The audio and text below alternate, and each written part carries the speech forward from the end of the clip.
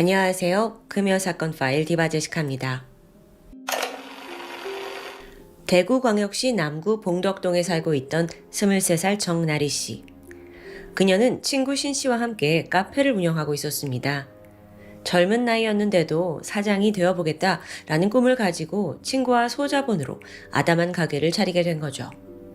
그녀는 매일 이 가게를 쓸고 닦으면서 누구 못지않은 안정적인 수익을 내겠다고 매번 다짐했습니다. 그러던 2005년 1월 22일, 이날 나리 씨는요, 퇴근을 한 후에 오랜만에 친구들과 술자리를 갖게 돼요. 이게 밤 늦게까지 계속 이어졌죠.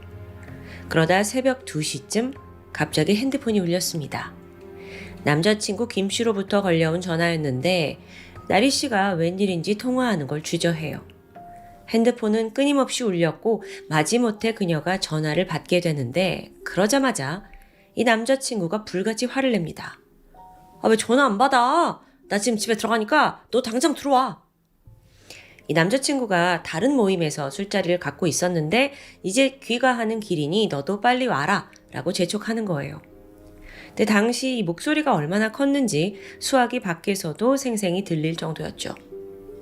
그런데 이 전화를 받은 직후부터 나리 씨의 상태가 좀 심상치 않았습니다.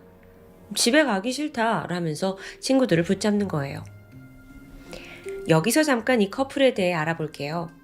두 사람이 처음 만난 건 2달 전이었습니다. 남성 김 씨가 나리 씨네 카페에 커피를 사려고 들렸다가 여기서 이제 서로 호감을 느끼게 된 거죠. 성격이 잘 맞았는지 두 사람은 며칠 만에 연인 사이로 발전했고요. 2개월 만에 동거까지 결심합니다. 그렇게 모든 게 순조로울 줄 알았지만 위기는 머지않아 찾아왔습니다. 같이 살다 보니까 이 남자친구가 상당히 강한 집착과 또 폭력성까지 보였기 때문이에요.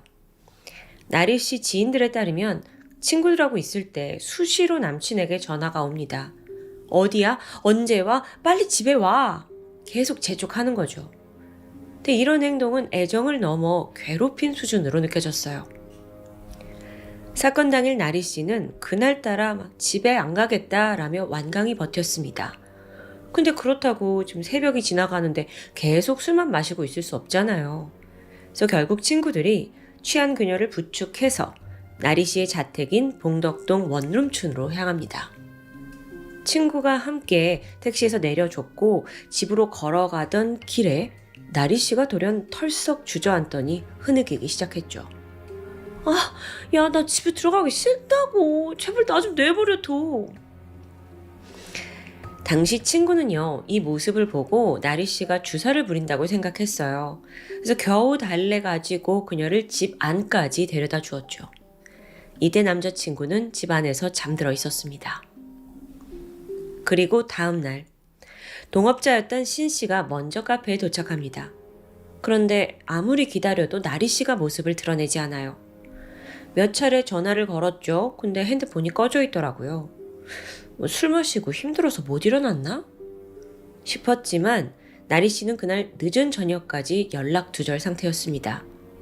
결국 신 씨가 퇴근 후에 나리 씨 집에 찾아가요. 문을 막 두드리는데 인기척이 없는 거예요.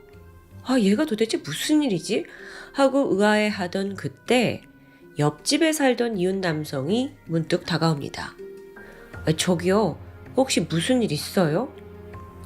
신 씨는 여기 사는 사람이 친구인데 연락이 되지 않는다 라고 털어놨어요. 그러자 옆집 남자가 묘한 이야기를 합니다.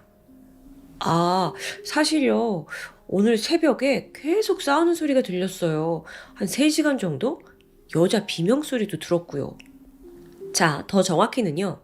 나리 씨가 집에 도착하고 불과 10분이 지난 새벽 4시 10분부터 격렬하게 싸우는 소리가 들렸다고 해요. 욕설은 기본이고 뺨을 때리고 거기에 막 머리를 쿵쿵 찢는 소리에 이어서 여성의 비명소리까지 들었다는 겁니다. 사실 이 소음이 굉장했어요. 그래서 온 빌라에 울려 퍼졌고 몇몇 주민들의 잠을 깨우기도 했고요. 이 다투는 소리는 아침 7시가 되어서야 끝났다고 하는데 이걸 듣게 된 신 씨가 수상하잖아요. 그래서 즉각 경찰에 실종 신고를 접수합니다. 경찰도 바로 나리 씨를 찾아 나서요. 그런데 이 당시가 2005년이잖아요.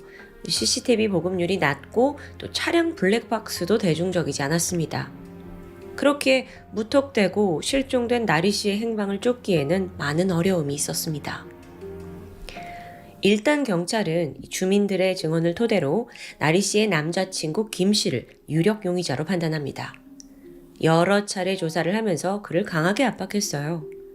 하지만 김 씨는 너무도 억울하다는 입장이었죠. 자신은 그날 새벽 2시 40분쯤 먼저 집에 와서 잠이 들었고 또 자기도 만취한 상태라 여자친구가 늦게 집에 들어온 것조차 몰랐다고 말합니다. 이때 경찰이 물었죠.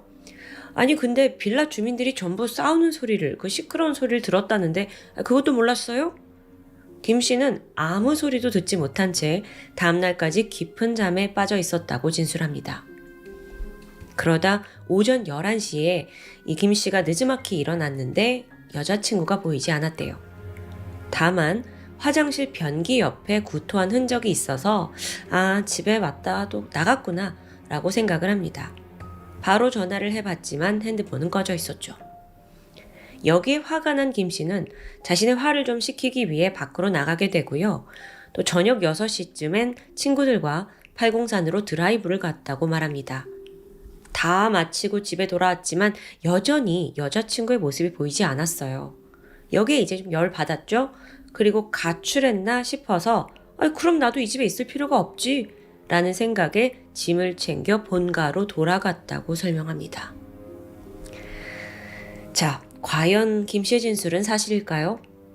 일단 친구들에게 확인을 해보니까 팔공산에 드라이브를 간 건 사실이었어요. 그런데요, 이때 그 친구 이 씨로부터 좀 수상한 이야기를 듣게 돼요. 이 씨가 그날 새벽에 잠을 자던 중에 갑자기 전화벨이 울려가지고 이 소리에 깨어난 거예요. 시간을 보니까 새벽 6시. 도대체 누가 이런 시간에 전화를 한 거야? 발신인을 봤는데 모르는 번호입니다. 그래서 이 씨가 그냥 무시할까 하다가 그냥 혹시 몰라서 전화를 받았어요. 수화기 너머로 여보세요? 익숙한 목소리가 들리는데 그게 친구 김 씨였던 겁니다. 친구가 뭐라고 하냐면 야, 이따 저녁에 팔공산으로 드라이브 가자. 이 용건을 말하고 끊었대요. 아니 그 이른 새벽 시간에 갑자기 약속을 잡으려고 전화를 했다는 게 좀 이상하다는 진술이었죠. 여기서 경찰은 몇 가지 또 수상한 점을 찾아내요. 자, 생각해보세요. 앞서 용의자 김 씨가 오전 11시까지 쭉 잠을 잤다고 했습니다. 근데 친구 이 씨한테 전화를 한 건 새벽 6시라고요? 앞뒤가 맞지 않아요. 게다가 친구 이 씨가 모르는 번호였다라고 했는데 당연히 친한 친구 번호가 핸드폰에 저장이 되어 있을 텐데 이걸 어떻게 모르지 싶은데 즉 이건 김 씨가 다른 사람의 핸드폰이나 또는 공중전화를 사용해서 전화를 건 것으로 보입니다. 그러면요, 이거 추적해보면 진짜 행적이 나올 수 있잖아요. 근데 안타깝게도 실패하고 말죠. 2005년 당시에 기술의 한계에 부딪혀서 발신 내용만 조회가 가능했던 겁니다. 그래서 이 씨의 전화 기록에는 그 새벽의 전화가 찍혀 있지 않았어요. 추후에 이 전화가 이제 어디서 왔는지 밝혀지는데 대구 시내의 한 공중전화라고 드러납니다. 한편 경찰은 이 남자친구 김 씨의 진술에 신빙성이 없다고 판단했습니다. 그리고 조심스럽게 나리 씨가 살해당했을 가능성을 고려하고 있었죠. 그 이유는요, 일단 나리 씨가 실종된 이후에 전혀 생활 반응이 보여지지 않았어요. 핸드폰, 카드, 통장, 입출금에 병원 내역까지 다 뒤졌지만 나리 씨가 살아있다는 흔적이 나오질 않는 겁니다. 고민하던 경찰은 결국 이건 단순 가출이나 실종이 아니다. 시신 없는 살인사건이다 라고 판단을 했고 본격적인 수사에 착수합니다. 그렇게 그녀가 사라진 지 5일이 지난 1월 27일 마침내 나리 씨와 남자친구가 함께 살던 그 자택의 조사가 이루어졌습니다. 여기가 아주 중요한 곳이에요. 그런데 수사관이 집안에 들어가자마자 좀 기묘한 느낌을 받았습니다. 이게 이상할 정도로 아주 깔끔하게 정돈되어 있던 거예요. 세면대, 변기, 하수구 모두 완벽히 청소된 상태였죠.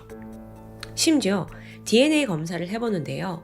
오직 화장실에서만 김 씨 남자친구의 DNA가 발견됩니다. 이거 이상해요. 나리 씨는 이 집에서 2주간 생활했어요. 최소한 지문이나 머리카락이 나오는 게 당연합니다. 게다가 아까 남자친구가 변기 옆에 여자친구가 구토한 흔적을 봤다고 했잖아요. 그런데도 나리 씨의 DNA가 전혀 없다? 즉 누군가 흔적을 열심히 지웠다는 걸 의미하겠죠. 한편 경찰이 의심의 눈길을 가지고 집안 곳곳을 살펴본 끝에 무언가를 포착합니다. 이 집 방문에 유리가 부착되어 있었거든요. 근데 여기서 미세하게 긁힌 자국이 나온 거예요. 게다가 이걸 다시 막 빡빡 닦아낸 흔적도 있고요. 추가적으로 침대 프레임 한쪽이 살짝 깨져 있었어요. 근데 그 옆에 있는 침대포에서 아주 작은 혈흔이 발견됩니다. 작은 피 한 방울. 그걸 바로 확인해 봤더니 나리 씨의 혈흔입니다. 여기까지는 미처 정리하지 못했던 것 같아요.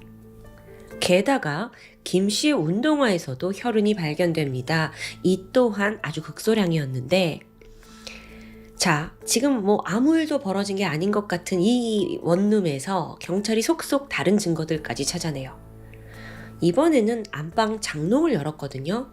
근데 이불이 겹겹이 쌓여 있었는데 그 중에 유독 하나가 축축하게 젖어 있는 거예요. 마치 이불을 빨고 바로 장롱 안에 넣어둔 것 같았죠. 왜 그랬을까? 그래서 그 이불을 이제 꺼내가지고 조사를 해보는데 여기서 딱히 혈흔이나 DNA가 나오진 않았습니다. 이불이 왜 축축하게 젖어 있었는지에 대한 미스테리는 지금껏 풀리지 않고 있습니다.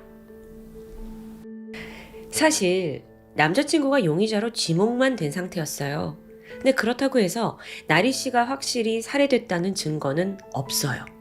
지금 생사도 확실하지 않은 상황이고요. 그래서 여러 가지를 궁리한 끝에 경찰은 이번엔 빌라의 위치에 주목합니다. 보니까 집 앞에 폭 한 8.5m 1차선 도로가 있었어요. 그리고 이 빌라 1층은 주차장인데 그만큼 도로와 주차장이 있어서 차가 자주 드나들던 곳이죠. 만약에 범인이 나리 씨의 시신을 들고 집 밖으로 이동했다면 분명 외부에 쉽게 노출됐을 겁니다. 또 나리 씨의 키가 일반 여성들보다 좀 더 큰 170cm였어요. 그걸 고려한다면 당연히 쉽게 노출될 수 있겠죠. 그렇다면 운송수단이 필요했을 텐데. 바로 김 씨의 차량을 조사합니다. 근데 역시나 깨끗해요. 혈흔이나 범행의 흔적 나오지 않았죠. 그렇게 수사는 몇 달째 이어졌지만 결정적인 증거를 찾아내는데 실패합니다. 생각해보면요, 이 두 사람 사이에 다툼이 있었다는 것도 주민들이 소리를 들었다라는 걸 토대로 추정했을 뿐이었어요. 그러니까 김 씨는 계속 싸운 적 없다, 나는 여자친구가 들어온 것도 몰랐다라고 주장하니까요. 그래서 이 정황만으로 김 씨를 범인으로 지목할 수 있을까? 불안한 상황입니다. 그 와중에 드디어 재판이 시작됐죠. 1심 재판부는 그 침대와 운동화 바닥에 남아있던 혈흔이 살인과 사체 유기의 증거다라고 판단을 했어요.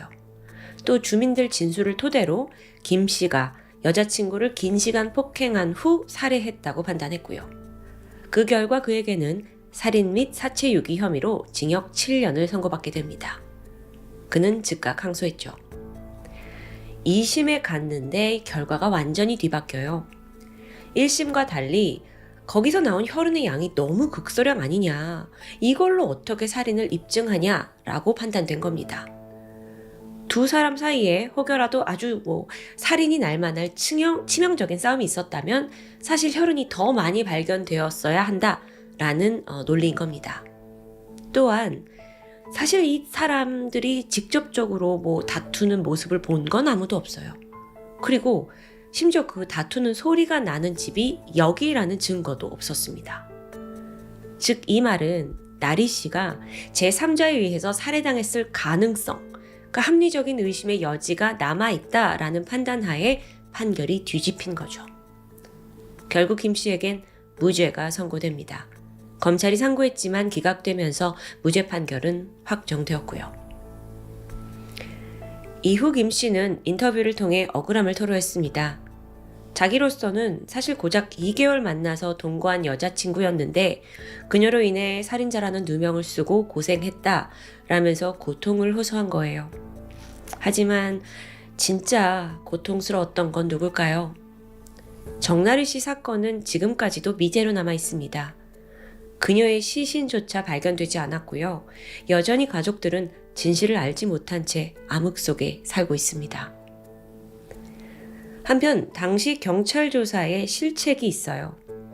용의자를 빠르게 김씨 남자친구다 라고 한정 지은 채 수사를 하다 보니까 혹여 나리 씨가 집 밖에서 제3의 인물에게 살해당했을 가능성을 간과해버린 거죠.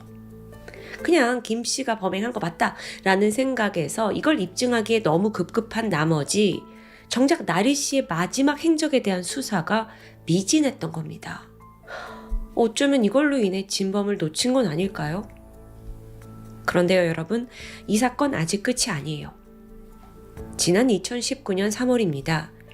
SBS 그 아래에서 정나리 씨 사건을 재조명하게 됐거든요. 근데 이때 제작진들이 새로운 증거를 찾아내게 돼요. 그건 바로 버려진 루이비통 가방이었습니다. 자, 다시 사건 당시로 돌아가서 2005년에 정나리 씨가 살던 빌라에서 600m 떨어진 곳에 살고 있던 여성 A씨가 있습니다. 근데 A씨가 그날 새벽까지 PC방에서 놀다가 집으로 돌아가던 길이었어요. 근데 저 멀리 빌라 입구에서 뭔가를 발견한 거예요. 다가갔죠? 그랬더니 루이비통 가방이 떡하니 있습니다. 뭐야 이거? 근데 이거 꽤 고가의 가방인데? 그녀는 이 길에 있던 가방을 집으로 가져왔어요. 그래서 안을 확인해 보니까 화장품 몇 개, 잡동사니가 들어있습니다. 근데 여기에는 지갑이나 신분증 같은 그러니까 가방 주인을 특정할 만한 건 없었어요.